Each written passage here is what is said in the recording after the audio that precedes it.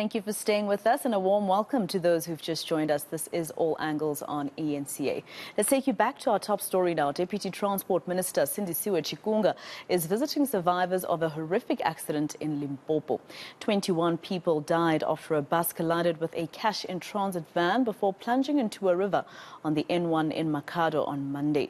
Now, eNCA reporter Manqoba Mchunu has been following developments, and he joins us now for the latest. Manqoba, you went to the hospital where some of those survivors are being kept as they receive treatment. What kind of scenes did they, describe to you? Well, Masiko, I can tell you that it was quite horrific what happened on Monday afternoon. And this is according to some of the survivors that the Deputy Minister as well as the MEC of Transport here in the province have been speaking to. They've been describing how they actually saw themselves landing at that river stream. Some of them saying that they didn't see how it unfolded. But we did speak to some of the survivors, Masiko, who are claiming that, in fact, it was the bus driver that had been trying to overtake another vehicle when this accident occurred. So that is the new information that is coming out from these survivors. You recall, Masiko, that yesterday the reports or the initial reports suggested that it was actually the cash-in-transit vehicle that had been trying to overtake this bus when it then veered off and lost control and then collided with this particular bus. But according to those survivors that have been speaking, it's about 3 of them, Masiko, that are saying the same thing. They're saying that, Masiko, it's actually the bus driver that was at fault that caused this particular accident. We know that the bus driver had survived the accident, but the driver of the cash-in-transit vehicle did not survive this incident. As far as investigations are concerned, we understand, Masiko, that those are still ongoing. Of course, we are still going to speak to the officials. They're saying that they're going to leave no stone unturned in terms of trying to find out what really happened here. And in terms of accountability as well, Masiko, as you understand, that some of the families will want to see those who are responsible or those who may have acted negligently being held accountable for what happened here. But I've got some of the family members of some of those survivors that are here. We're here at the Louis Trichardt Memorial Hospital, Masiko, where the Deputy Minister was visiting some of the people that had been injured in this incident. Mama Joyce Suzela, thank you for your time. Let's just start here. Mama, how are you feeling about what happened as a relative? Of course, you are here to see your relative. How badly injured is your relative? Motho a hobetseng ke ya botaka accident e irahala ina le ka moara bisi a tla mmerekong a ya ko Venda. And then in the time he ku utlwa ba re bisi e wile, I was thinking ke ngwana wa ka gore every day o tshwara bisi a ya sekolong, nna ke tshwara bisi ke ya mmerekong, ena o tshwara bisi a ya mmerekong. So he ke tlo utlwa botaka lenko Jobe ke am founela a re botaka nna le ka moara bisi ke shianela mo sepetlele ke tlo kry a botaka, at least ke mo krele a le ka gone because o robele letsogo and then o hobetse mo sefatlhogong. So pelo ka e botlhoko because of di bisi tse a se mathomo. Ho ne le bisi e tlhang mo Loisi e fella ko Khalaba e bolaile batho more than 10. Ho ne le bisi e bolaileng bana last ko rena e tlhang mo e le mabrimisa le yona e tlo tsamaisa bana e ba isa tripping. Bana ba tlhokofetse, bana ba gobetse, and then gona bjano maphilo a batho bana a bana batswadi. Ho ne le bana ba bomme ba tlhokofetseng or bo papa more than 20 or 21, 22. That is very, very, very too much and painful. So li bisi maabani la maabani accident e dile Monday maabani basi ne fedile moya ba re botse re bisi e fedile moya mo tseleng.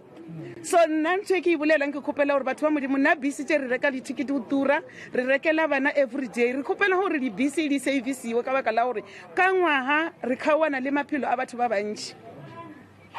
And there are no plan. There's nothing we can do. We change the ticket every day. We change the miracle. We never change the school. So we kupela batu ba mabirimisa or ba change ba fix the business abona. But se ba hore maphilo a bana maphilo a batswadi aya fela ka baka la di business abona. Do you think, Ma, that the bus company should take blame for this accident that happened? Sorry? Do you think they should be held accountable? They should take the blame for this accident that happened, this company, Mapiris?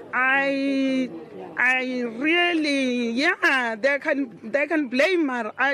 I don't know there because of Harry bona batho meskins like korina na batho ba bolukilwe korina na re sanke bana ba bolukilwe a re sanke ra bona o mogwane wa company a tlile maybe ba thusha ka something so nna nka se re ba blame.